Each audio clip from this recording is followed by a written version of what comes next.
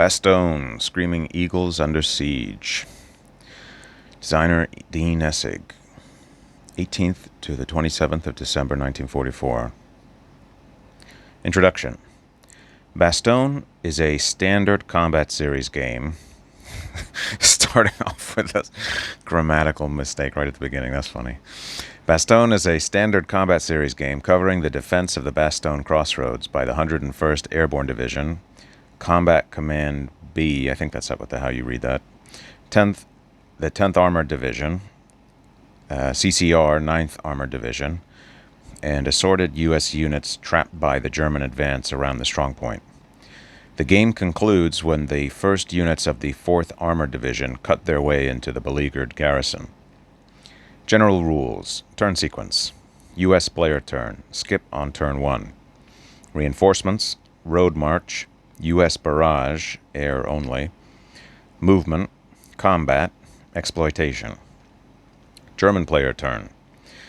Reinforcements. Road march. Skip on turn 1. Movement. Disorganized removal. Remove disorganized markers from all units, both sides. U.S. barrage, air and artillery. German barrage. Combat. Exploitation. Skip on turn 1.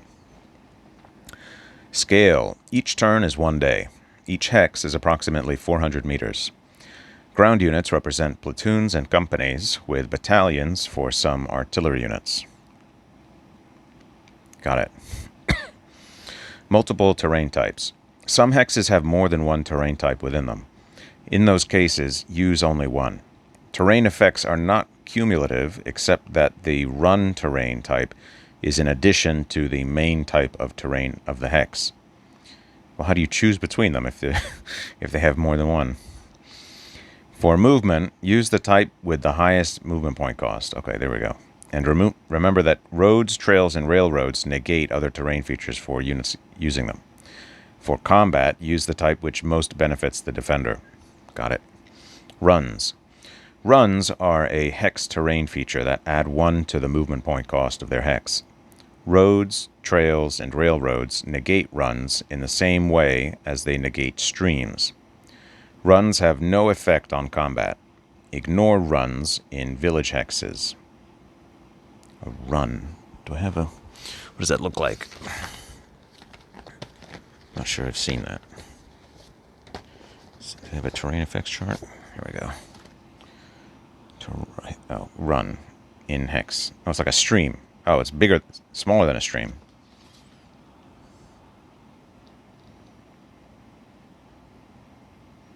Okay. Sure. Okay. Well, I'll have to look that up on Wikipedia.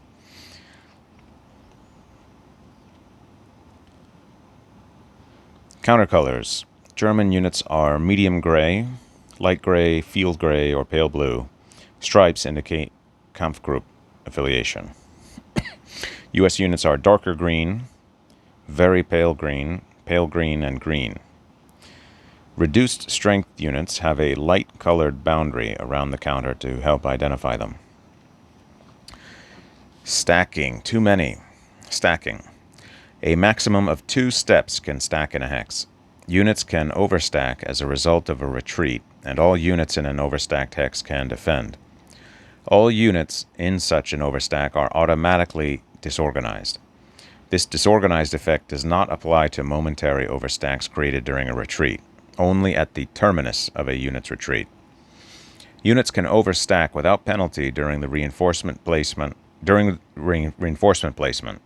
including the 101st Airborne's arrival in its assembly area. These overstacks must comply with the normal stacking limit by the end of the next friendly movement phase. Destroy friendly units or steps that exceed the stacking limit at the end of the friendly movement phase. That never makes sense to me. I don't know what's the rationale there. The owning player determines which units in the overstacked hex to eliminate or reduce to make the stack conform to the rule. Overstacking is not allowed in a hex from which an overrun attack is being launched. Sure. Exploit units. Yellow-coded units are exploit-capable. Only exploit-capable units can overrun. Okay. Unit symbol key. So we've got steps available, unit size, lower unit designation, higher assignment, exploit capabilities, the yellow box, attack, defense, movement, sure. Unit size is platoon, the range, this is the artillery unit, barrage, defense, movement, sure. These are all standard things, symbols. Airstrike marker, barrage value, disorganized marker. Okay. Disorganized units. Units can become disorganized because of barrage fires or when they overstack as a result of a retreat. They attack, barrage, and defend and move at 1/2 strength. Disorganized units lose any exploit capability or zone of control they might have had. Disorganized units cannot road march, otherwise they behave normally. Supply. There are no trace supply requirements in this game. Okay. Stacking and retreating. Here, the unit with the red dot is attacked by the units of Conf Group 901. The result is D1R1. It can do one of a number of things. First, it could die in place, taking the retreat as a step loss. The alternative is to retreat to the hex with the blue dot and temporarily overstack. This would disorganize the entire stack in the blue dot hex. Okay. Ranged weapons. Artillery and some weapon-type units, 88s, mortars, infantry guns, etc., can fire at hexes that are not adjacent to them. For simplicity, these are all referred to as artillery in these rules. There are no line of sight requirements. A friendly unit, however, must be adjacent to the desired target. Artillery can self-spot target hexes adjacent to themselves. The range is on the counter in the colored dot. Artillery units can fire out to this maximum range in hexes, not movement points, and range has no effect on barrage strength. Count the range out from the unit's hex, starting with the hex adjacent to the unit. Yellow artillery. Some artillery units have yellow coding inside their unit symbols. These are larger artillery units which are more capable of generating losses than others and are required to expend artillery ammunition to fire. No artillery unit has a zone of control. In exception to Standard Combat Series Rule... Is it series or system? I think it's series. Rule 7.2e, artillery cannot tag along in attacks or advance after combat. Okay. Barrage. Artillery units have a barrage rating and range printed on them rather than an attack strength. An artillery unit can only make one barrage per game turn. A given target hex can be barraged by any number of units, but all must be identified as firing at it before resolving any of the barrages. Units can barrage if in an enemy zone of control, but the target must be adjacent to the firing unit. Okay. Okay, what do we got here? Counting range. The range to the German unit is 5. E Company, 2nd Battalion of the 501st Infantry, Division? Or is that 2nd Regiment? I think it's E Company, 2nd Regiment. I don't know. 1, 2, 3, 4, 5. Easy enough. And this is artillery. Sure. Barrages. 2 barrages. First, the U.S. 327th Glider Artillery Battalion fires at the Panzergrenadier Company at the blue dot. Here. Okay. Range is 4. The U.S. player expends 1 ammo point. This is yellow artillery. The player rolls a 5, which is modified to 4, -1 for woods, and results in a disorganized marker. The second roll for kill gets a 1, which is no additional result. The target is disorganized, and that is all. The second is the German 88. It fires at the glider infantry engineer stack with the red dot. There is no ammo use because it's non-yellow artillery. The range is 2. There are no line of sight issues in the game, so the woods do not matter. The barrage roll is a 1 and the kill roll is a 5, resulting in a disorganized result for the stack and a step loss. Normally, the US player would get to choose to take a step out of the weaker engineer company, but since this is an 88, the German player can select to take the step loss out of the better glider infantry company instead. Okay? This game looks cool. Oh, got it. Okay, here. Barrage. Resolve barrages as follows. Each barraging unit barrages the target hex independently. Do not add their strengths together. Roll 1 die for each barrage versus each target hex. Modify this roll for terrain. If the modified roll is less than or equal to the barrage rating of the firer, all units in the target hex are disorganized. Okay? Additional disorganized results have no greater effect on a target unit, except that each disorganized result does yield another kill roll attempt. For each disorganized result against a hex, roll 1 die. There are no modifiers to this kill roll. If the firing unit is yellow artillery, then kill 1 step on a roll of 4 to 6. If the firing unit is not yellow artillery, then kill 1 step on a 6. The owning player chooses which unit takes the step loss, if 2 units are in the hex. On any other roll, there is no effect beyond the disorganized result. Exception, see 2.3 88mm guns. Okay. Artillery ammunition. Both sides start with a pool of artillery ammunition, which they track using the side's artillery ammunition track. 1 artillery ammo point must be expended off the track for each yellow artillery unit that fires a barrage. If no ammo is available, a yellow artillery unit cannot fire a barrage. The Germans never get additional artillery ammunition during the game. The US does later via a dice roll according to the US order of arrival. Add these ammo points to the available pool on the track during the US player's reinforcement phase. Got it. Artillery and non-barrage combat. Artillery units use their printed defense strength when defending in ground combat. They have no attack strength. Regular combat involving yellow artillery does not cost ammo points. Design note: barrage phasing. Both players are only allowed to make artillery barrages during the German player turn. This is because of the overall situation. The Germans are making barrages here to support their attacks, while the Americans are making barrages to break up those attacks.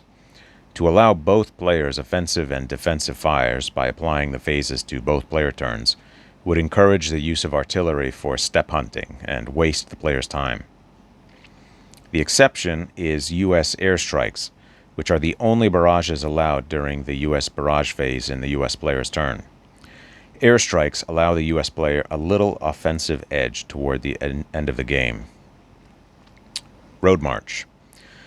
During a player's road march phase, the player can execute a road march with any of his qualifying units. Qualifications. To qualify for road march, a unit must fulfill each of the following. The unit must be in a road, railroad, or trail hex. The unit cannot be in a hex adjacent to an enemy unit, even if there is no enemy zone of control. The unit cannot be disorganized. Procedure.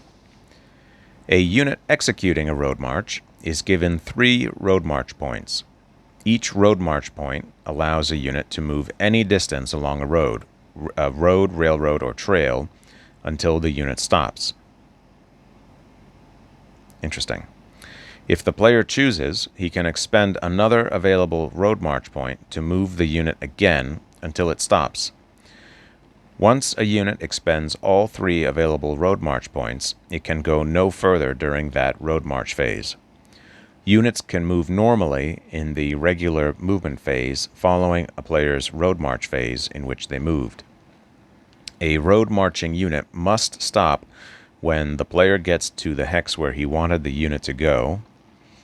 The road type being followed changes. For example, if a unit is moving along a trail and it reaches a road junction where it wants to continue along a road instead, it stops in the junction hex. A road marching unit must stop when the unit crosses a friendly unit or stack occupying the road being followed.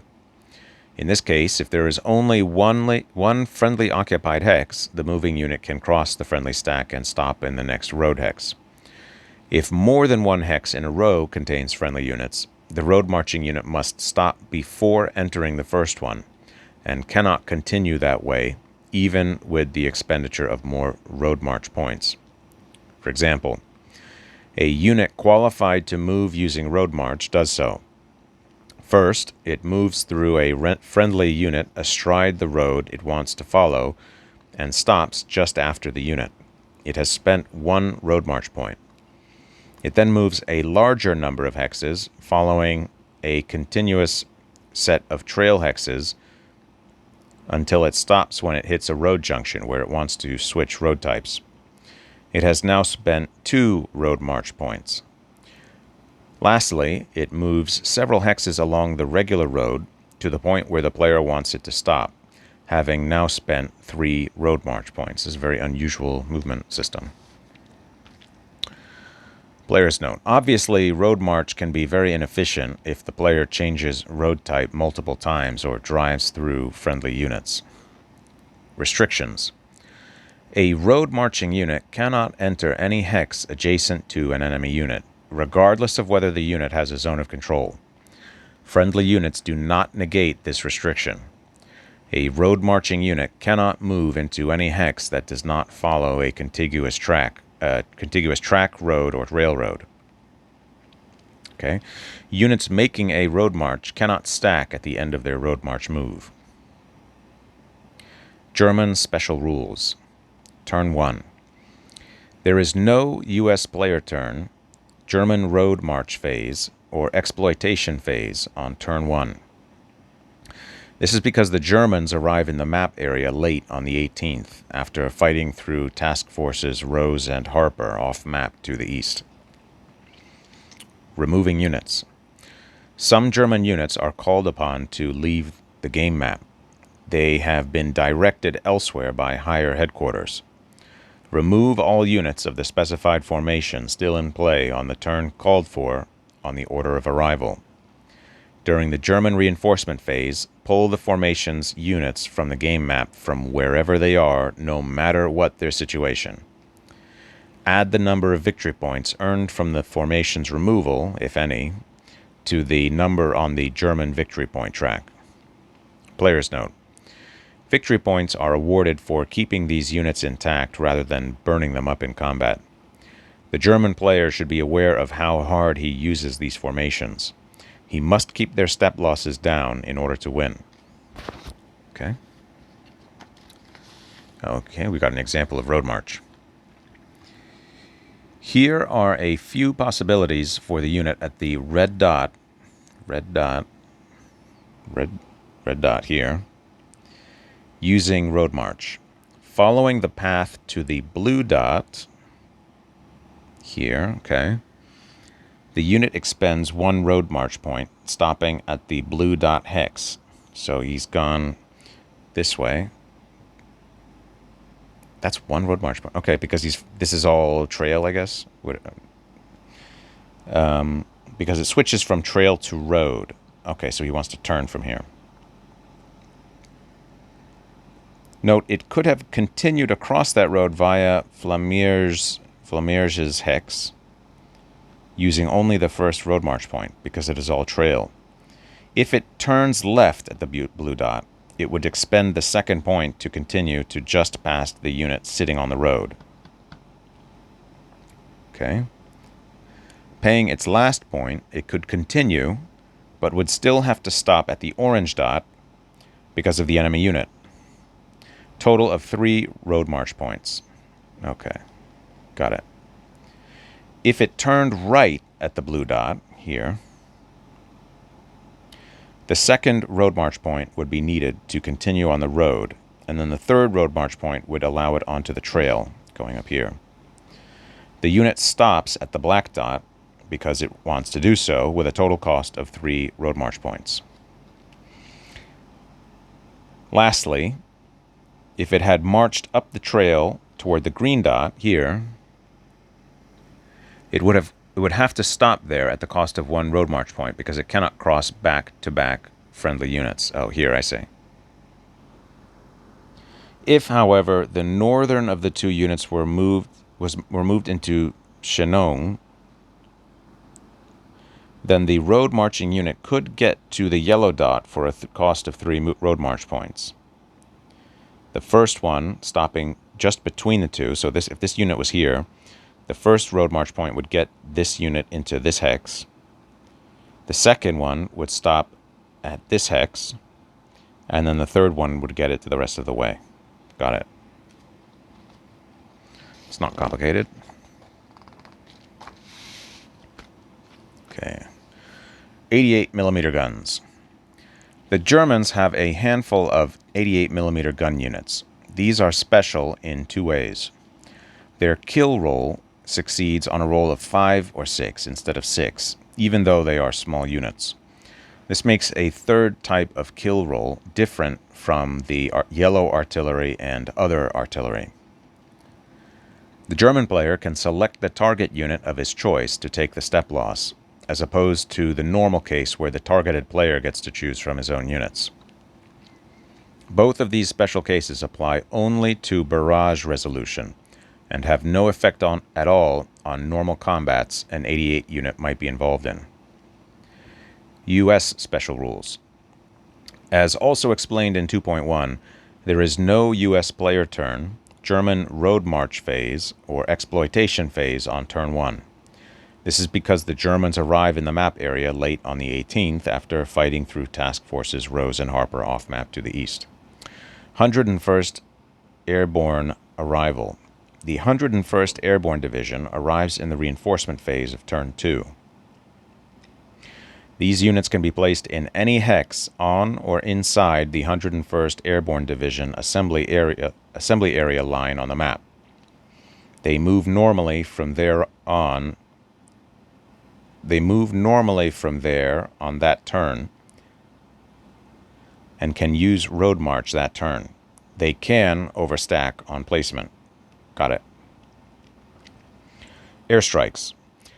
On some turns, according to the U.S. order of arrival, the U.S. player rolls a die to see how many airstrikes he gets for that game turn. Roll for airstrikes during the U.S. reinforcement phase. Each airstrike is only good for 1 barrage. They cannot be saved from turn to turn. Okay. Airstrikes are yellow artillery barrages that need no spotter, can hit anywhere on the map, have a barrage rating of 4, and do not use artillery ammunition. Beyond that, they are resolved like any other barrage. Unlike other barrage types, U.S. airstrikes can be used in the U.S. player turn's U.S. barrage phase, as well as the U.S. barrage phase of the German player turn. Team Snafu. Every turn after turn 1, the U.S. player rolls on the Team Snafu table for additional ad hoc reinforcements. If any arrive, they do so at entry hex I. If entry hex I is occupied by German units, then there is no Team Snafu roll that turn. This rule is an exception to the series rule 5.0c instructions on what to do if an entry hex is blocked. The Relief Spearhead. Towards the end of the game, the U.S. player starts to roll for the arrival from the south of the very lead elements of Patton's Third Army, Task Force Abrams. Once the needed die roll is made, the units listed arrive. The Relief Spearhead can only arrive once, and the bulk of the relief column arrives outside the scope of the game. Victory. Victory in Scenario 5.3 is determined by the total number of victory points the German player accrues by the end of the game. The U.S. player wins Scenario 5.3 by denying the German player victory points. Scenarios 5.1 and 5.2 have their own victory conditions. Record victory points as they happen on the victory point record on the map. Add to that total the applicable victory points from 4.0b when play ends to determine the victory point total to use for 4.0d. Victory points for removed German units. A number of German units are removed during the course of the game. The German player can get from 0 to 2 victory points for each of these formations based on the steps remaining in the formation at the moment it is removed. In other words, the German player loses victory points for using them as suicide units. This chart shows the victory points awarded according to the number of steps remaining in the formation when removed. Okay?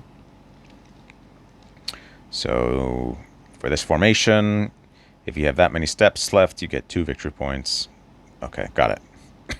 That's an interesting system. I don't think I've seen this before, but it makes perfect sense. Victory points for routes. There are 3 routes marked on the map, A, B, and C. The German player earns victory points for each route that runs from the east to west map edges free of US units. Only US units with an attack strength of 1 or more that are not disorganized, sitting on a route, prevent the Germans from earning the victory points. See also the important note below. Check for these victory points at the end of play. Note that some routes connect at the ends. If those hexes are occupied, all routes going through those hexes are blocked. Okay? Important note. For the purposes of 4.0b, ignore the units of Task Force Abrams, the relief column. They can block a road so the Germans cannot use it, but cannot deny the victory point award for the route if it is otherwise clear of US units. Design note. Testing showed that players would not use Abrams as a set of combat units to actually remove pressure on Bastogne, but would spread them over the entire map in an effort to keep the Germans from getting any victory points for routes that were otherwise cleared. This little rule precludes that gamey ahistorical tactic. Victory points for Bastogne. The German player earns 2 victory points per turn he has 1 or more units in any hex or hexes of Bastogne. Award these victory points at the end of each US player turn that this condition is met. The Germans do not earn additional victory points for holding more than 1 hex. Okay.